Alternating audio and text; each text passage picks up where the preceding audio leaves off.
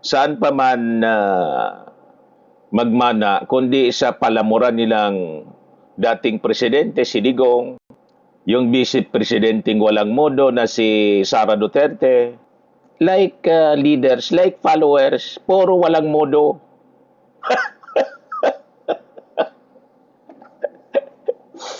Kaya ano pang asahan natin diyan sa mga DDS na rallyista? Naalala ninyo doon sa Japan? Nang bumisita mga kababayan, yung ating Pangulo, saka si Speaker Martin kasama, may isang DDS doon, biglang lumapit mga kababayan, yung lalaking DDS, may daladalang bandila mga kababayan, pagkatapos munti ka ng matusok yung mata ni Martin Romualdez, sinadya po. Nag-attempt na makipag-kamay at makipag-beso-beso yata. Pero yung intention po, manakit.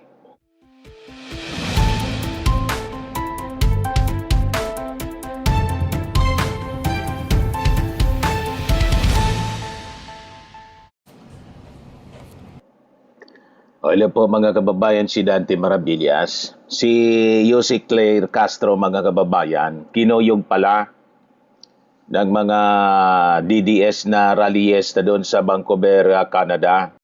Ang sabi, pinagmumura mga kababayan si Jose Claire Castro. Yan sabi dito sa balita, Jose Claire Castro kinuyog ng ilang rallyista sa Canada. Sinalubong ng protesta, sinundan at kinuyog ng ilang rallyistang Pinoy si Palace Press Officer Jose Claire Castro sa Vancouver, Canada. May bitbit din silang mga banner para ipanawagan ang pagpapanagot sa administrasyon sa umano'y katiwalian. Una ng kinuyog ng mga nagpoprotesta si President Bongbong Marcos nang makipagkita siya sa Filipino community roon. Diyan na niya, Mr. Maravillas, yung masasabi ninyo sa ginawang pagkuyog kay Jose Claire Castro. Si Jose Claire Castro kasi mga kababayan, very effective siyang press officer. Lahat ng mga kasinungalingan ng mga DDS, lahat ng mga kasinungalingan ni Sara Duterte, lahat ng mga kasinungalingan ng mga DDS senators, binabasag po ni Jose Claire Castro. Walang lusot kay Jose Claire Castro. Kaya napagbuntunan siya ng mga DDS rallyistang DDS doon sa Vancouver, Canada. That is normal yung mga pagmumura ng mga DDS. Saan pa man po, saan pa man magmana, kundi sa palamuran nilang dating presidente, si Digong, yung vice presidenteng walang modo na si Sara Duterte, like leaders, like followers, puro walang modo.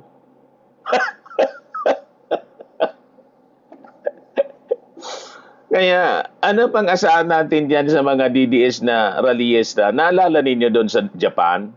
Nang bumisita mga kababayan, yung ating Pangulo, saka si Speaker Martin kasama, may isang DDS doon, biglang lumapit mga kababayan, yung lalaking DDS, may daladalang bandila mga kababayan, pagkatapos munti ka ng matusok yung mata ni Martin Romualdez, sinadya po. Nag-attempt na makipag-kamay at makipag-beso-beso yata. Pero yung intention po, manakit. Munti ka nang matusok yung mata ni Martin Romualdez. Ganon ka walang modo. Ganon ka bastos. Ano pa man yung asahan natin sa kanila? Puro masasama ang ugali niyan. Mana sa kanilang leader na walang modo. Proud na proud sila, mga kababayan. Yan o. Jose Castro sinundan at pinagmumura ng mga OFW sa Canada. Ayan o. Sabi diyan, Ma'am Claire, kumusta?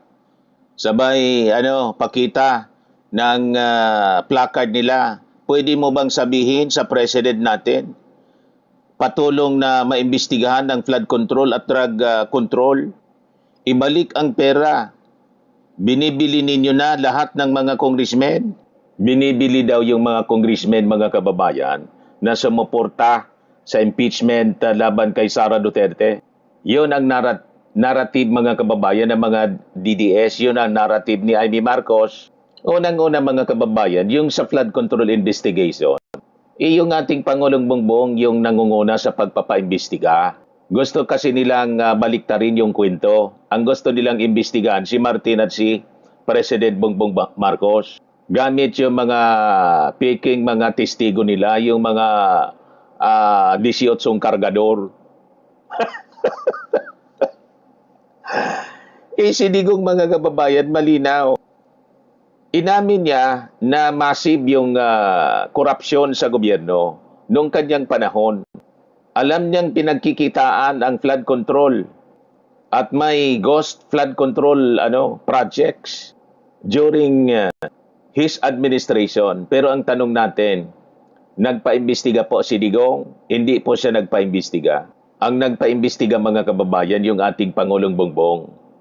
At sa pagpaimbestiga ng ating Pangulong Bongbong Marcos, may naibalik ng pera po. $500 million ang restitution ibinalik mga kababayan, nabawi ng ating gobyerno. Mula sa mga district engineers tulad po ni Engineer Alcantara, ni Bryce Hernandez, pati sa pamilya Diskaya. Kasi sinubasta yung kontraktor mga kababayan na pumaldo. Panahon ni Digong 2016 pumaldo. Di ba sinubasta ng ating gobyerno yung mga mamahaling mga luxury vehicles? Ayun, nakabalik na sa National Treasury. Niremit mga kababayan sa National Treasury yung pera mula doon sa ginawang bidding. Di ba bininta yung mga luxury vehicles? Nagawa yun ng previous administration para mabalik yung pera sa gobyerno. Walang ganon na nangyari sa previous administration. Kaya itong mga ginagawa po na mga akusasyon nito mga DDS protesters na sinasabi nila ibalik yung pera. Marami ng pera po yung naibalik at marami na rin yung nakukulong ngayon. Pero panahon ng inyong presidente ni Digong, may nakulong, wala, zero. At hindi siya nagpaimbestiga. Yung sa droga ninyo na sinasabi, drug control, si Digong po yung accused mismo ng control sa droga. And that was the result of the Quadcom investigation. Nag-promise si Digong na tatapusin niya in just 3 to 6 months.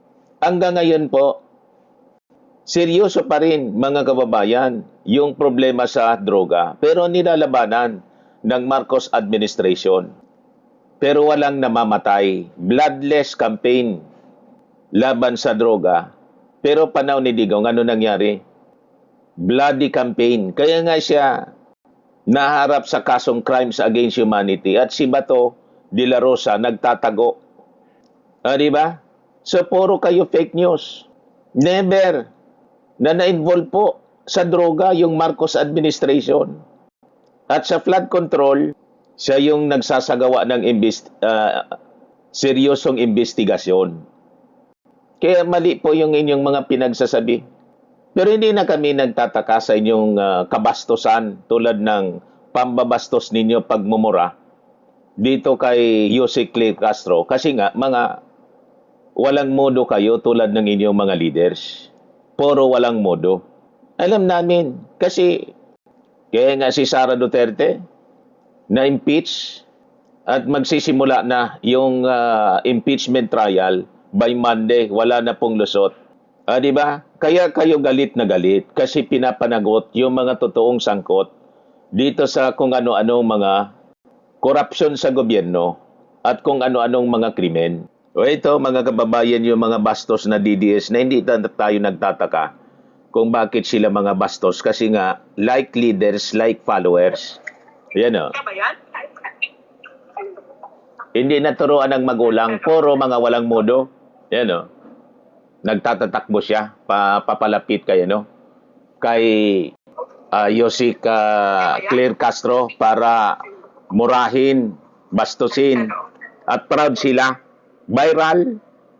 Pag sa kabastusan po, viral. Laging viral kasi proud sila sa pambabastos nila. Puro walang modo po. Yan o. Kahit saan pumunta po yung DDS, bastos. Yan o. Pwede bang sabihan yung presidente na mag-resign na? Ang dapat po na matanggal at mag-resign kasi sigurado man lang po na guilty si Sara Duterte, walang pakinabang, inutil, di ba? Yan ang pagsabihan ninyo. Pero yung ating Pangulong Bongbong Marcos, na-achieve ng ating Pangulo yung upper middle income class status nang wala man lang partisipasyon si Sara Duterte. Upper middle income status ng ating bansa.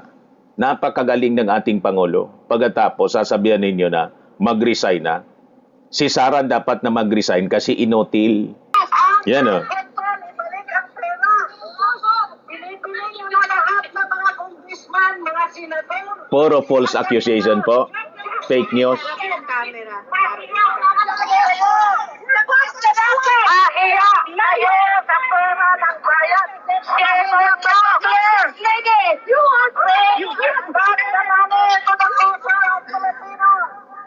Yan o.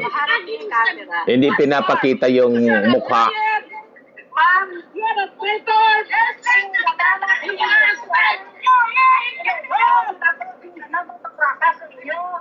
Proud na proud sila sa kabastusan nila.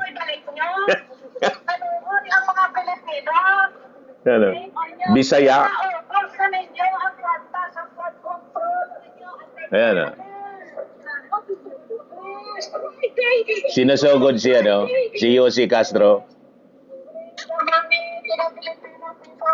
We have a big flood control project come right now. I think we can hear you without that. Okay. Sam, Yung flood control scam, nagsimula 2016. Never na nagpa-imbestiga si Digong. At ang mga sangkot, puro mga kalyado niyang mga senador. Diba? Kaya galit na galit sila. Ginawang negosyo yung gobyerno. Ayan o.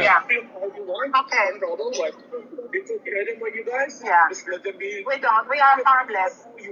We are harmless. Nag-intervene na yung mga authorities. What we feel. Because she keeps on lying. She keeps on lying. Binabaliktad nila, she keeps on lying. Nagsisinungaling daw si Yossi Castro. Sila yung mga sinungaling. No, we are not violent. We're just... Ayan o. Pinigil sila ng mga Canadian police. Proud na proud yung mga bastos na DDS. Yan o. We just had enough. Yeah. It's too corrupt. Too corrupt government. I'm stealing the money of the Filipino taxpayer. I'm here the spokesperson. Pintalaya! Sinungaling! Sinungaling! Sinungaling! Yan si Yossi Castro. She's enabling the massive corruption in the Philippines. Yes! Yes!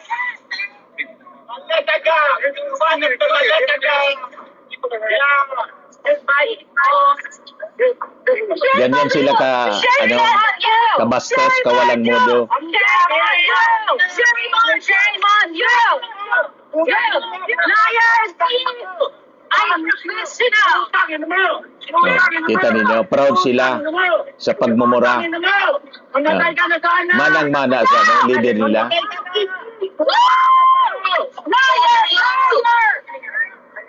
Tapos, dala-dala pa yung bandila ng ating bansa. So, ganun nila pinapahiya, mga kababayan, ang bandila ng ating bansa. Ganyan kawalang modo. We just want to express our... Ganyan sila kawalang modo. O ngayon, sino yung nila? Idol nila? O ito ipakita ko. Mga malulutong na pagmumura ang natutunan nila sa mismong leader kasi nila. O, ito yung idol nila kasi. Ang ina ninyong lahat. Martin Proud sila Romualdez, niyan. Lisa Marcos, Bongbong Marcos. Yan ang idolo nila. Huwag kang mag-alala, ma'am, sa security ko. Kasi may kinausap na ako na tao. Sinabi ko sa kanya, kapag pinatay ako, patayin mo si BBM, si Lisa Araneta, at si Martin Romales. So asa pa kayo, mga kababayan, yun ang ina-idolize nila. Walang mudo at saka palamura. Kaya mga followers nila, ganun din po. Ito ang ebidensya, mga kababayan, ng massive corruption nangyari sa panahon ni Digong. Yung mga flood control projects, kailan kayo nag-engage ng flood control projects sa DPWH? Siguro mga 2016 onwards. Please make sure of your answer. Yes po, 2016 onwards po. 2016 onwards. Yes po. Yeah, you see? 2016 onwards. May follow-up Yeah, yes, sir. pa ba? Yeah, Okay. Go ahead, sir. Go ahead. Alright. Yung mga flood control projects, kailan kayo nag-engage ng flood control projects sa DPWH? Siguro mga 2016 onwards. Please make sure of your... Pagkatapos, sasabihin nila, iakusa nila ng corruption yung Marcos administration, ibalik daw yung pera. Ibinalik na po ng Marcos administration yung pera na recover po through restitution mula dito sa mga contractors at mga DPWH engineers na sangkot dahil sa ginawa po na pagpapaimbestiga ng ating Pangulong Bongbong Marcos. Pero si Digong, wala ni kusing, ni isang kusing walang na-recover. Naintindihan na ninyo? Kaya kayo galit na galit kayo si Castro kasi yung mga kasinungalingan ninyo, araw-araw binabasag ni Yossi Castro. O ngayon nga po, ang challenge ngayon ni Yossi Castro kay Sara Duterte, show up. Ayan o, kaya kayo galit na galit kay Yossi Castro. Malacanang to Sara, show up in impeachment trial to clear name. No naman po sinabi niya na she wants bloodbath at dito mapapakita anong kakayahan ng Vice Presidente upang sumagot sa mga katanungan or para harapin ang kanyang mga witnesses. Patunayan na siya ay malinis. Patunayan niya na malinis siya. Show up. Tama? Kasi pag hindi siya umarap, mga kababayan, sa impeachment trial, nagtatago lang siya at yung harap yung kanyang mga abogado lang, malinaw na guilty. Kasi pag hindi ka guilty, dapat umarap ka. Dahil dyan, mga kababayan, sa mga sinasabi ni Yossi Castro, yan ang dahilan kung bakit nang gagalaiti. Galit na galit ang mga DDS po kasi basag na basag yung kanilang mga palusot. O, di ba?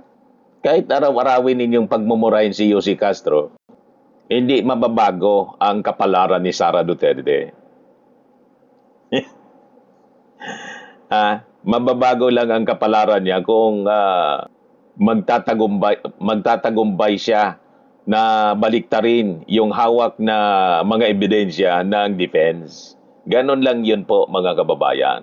No amount of propaganda at mga rally at pagmumura ng kanyang mga supporters ang makakabago sa kapalaran ni Sara. Tama po, mga kababayan? Ayan lang po yung ating short video ngayon. Ako po si Dante Maravillas. Bye-bye po. God bless.